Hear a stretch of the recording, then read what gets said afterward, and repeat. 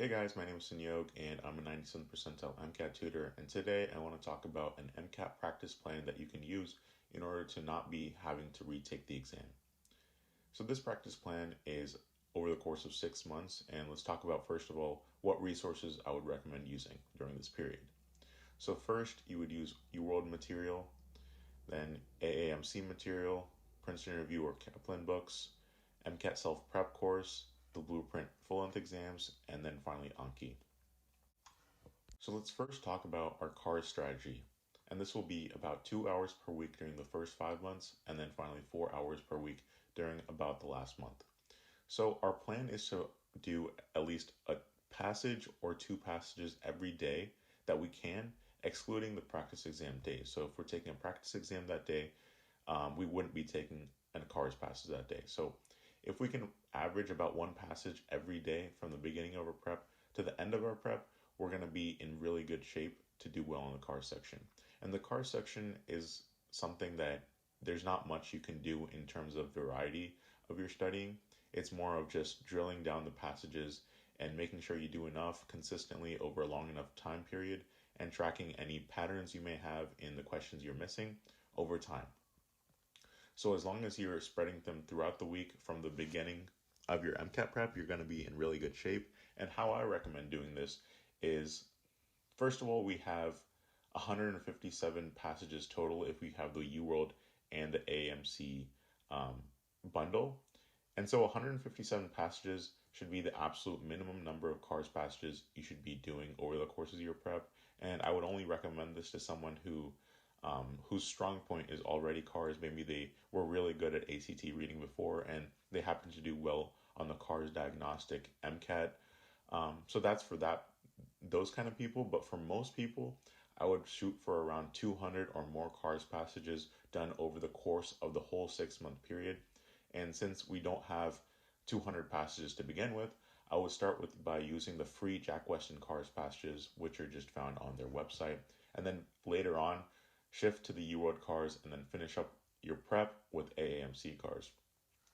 Just don't make CARS prep complicated. It's really simple process, but many people overlook it.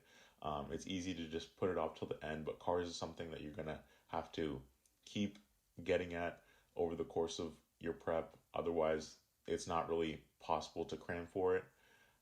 So make sure you get done this early.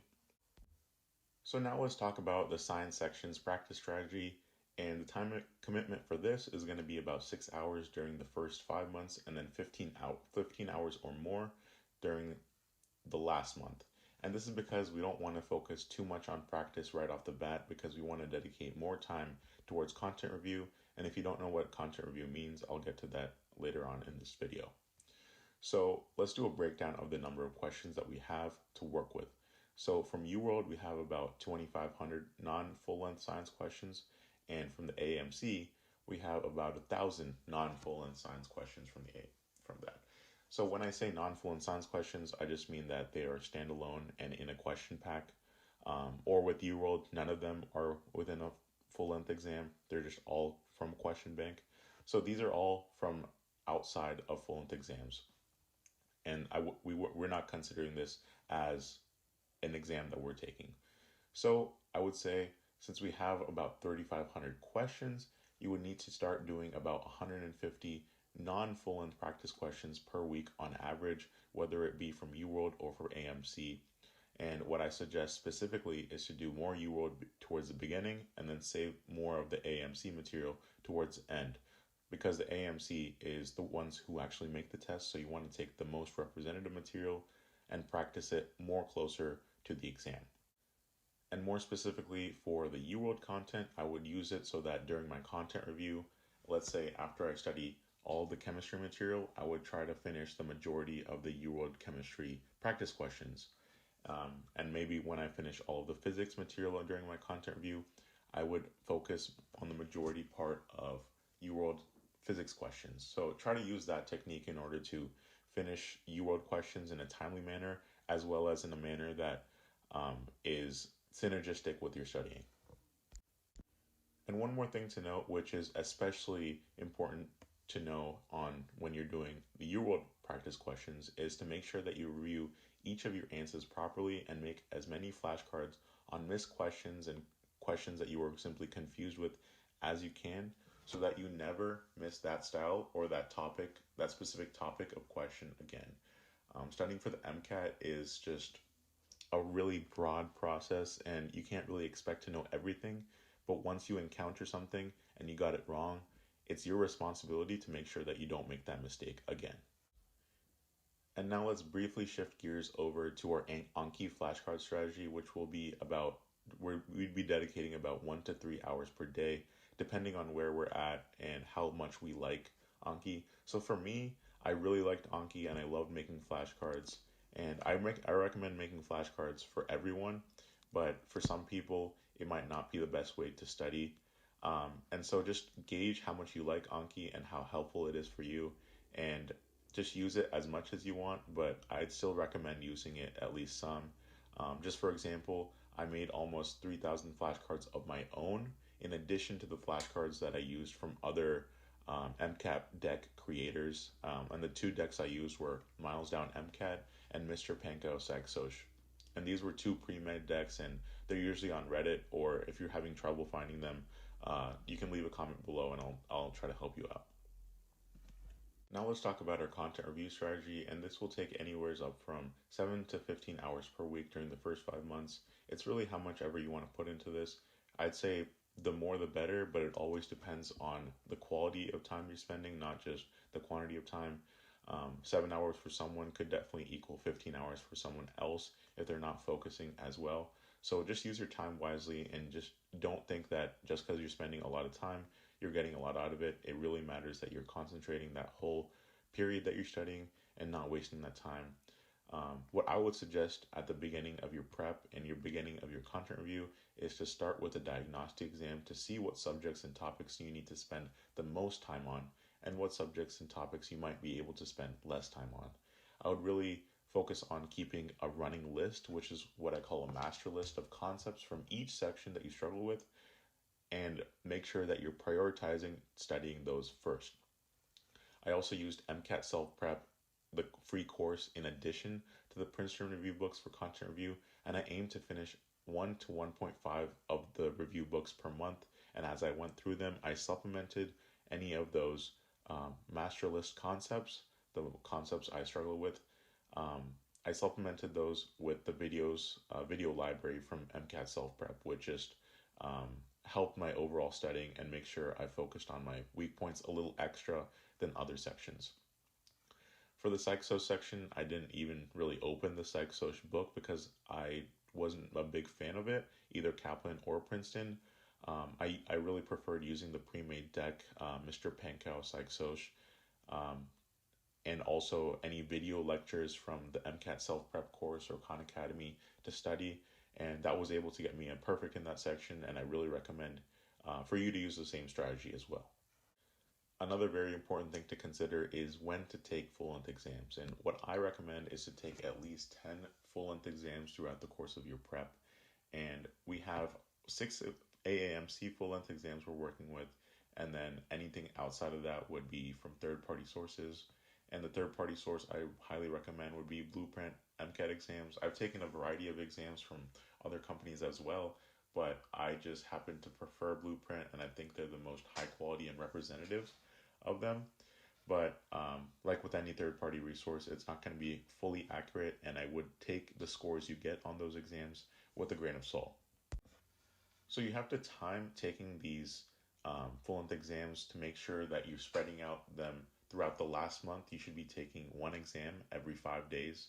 And so the rest of the exams you should be taking throughout the course of your prep and spreading them throughout your content review period as needed. But the last month is really important for practice, so that's why I really recommend taking one practice exam every 5 days during that last month. It's crucial that you review the exam as soon as possible and with as much depth as possible right after you take the exam or the day after you take this exam. And you need to make it a point to make sure that you understand every single mistake that you made so that it never happens again on a future exam, or at least try your best to do so.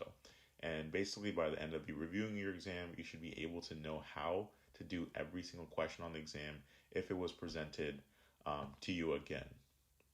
And here you can see the order of which I would recommend taking the exams. As you can see, there's like a general trend of more third-party exams in the beginning and then more AMC exams at the end. And this is so that we prioritize more representative material towards the end and get more accurate score estimates towards the end. While in the beginning, we can rely more on third-party sources to just get more of a rough idea of where we are. But I just recommend at least taking one AAMC test maybe in the middle of your prep to act as a checkpoint and make sure you know that your studying is going well. And if it's not going well and your AMC score is much different than your blueprint exam score, much worse, let's say, then that's a sign that you're going to have to reassess and alter your study plan. So the overall time commitment you're looking at here is about 20 hours per week during content review, which is the first 5 months, and about 50 hours per week during the practice period, which is about the last month. These estimates are assuming that you're studying very effectively and focused during those hours. And like I was saying before, unfocused studying can make 40 hours of seated studying time come out to even just equaling 15 hours of true effort. So really you want to use your time wisely and effectively. And finally, I want to talk briefly about physical and mental health. So I think it's still really important to be eating healthy and maintaining a healthy lifestyle as well on top of MCAT studying.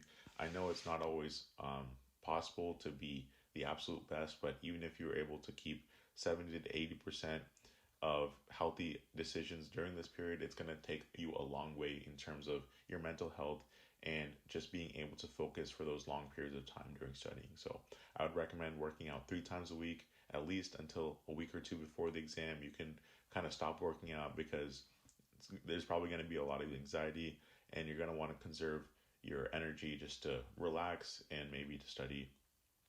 And I would also make sure you're drinking enough water and eat well and have a good morning and nighttime routine.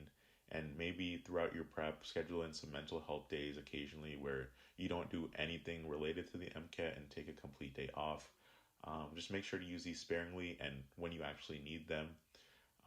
Make sure your sleep schedule is on point, and finally spend as much time with friends and family as possible during this period. That's going to go a long way in making sure you have more stamina when you need it, and it's really just a nice break to have. A good tip is to do things that you were going to do anyway, like if you were going to work out anyway or eat lunch at some place anyway, just make sure that you're doing these things with friends and family, and it'll just make this process a whole lot better, while also not taking up any extra time to make time to hang out with them specifically. So that's about it for today, guys. I hope you got a better idea of how timing and time of commitment and what resources you should be using for the MCAT, and how I would structure a 6-month study plan. So hopefully you guys take some tips from this video and let me know if you have any questions in the comments below. See you guys in the next video.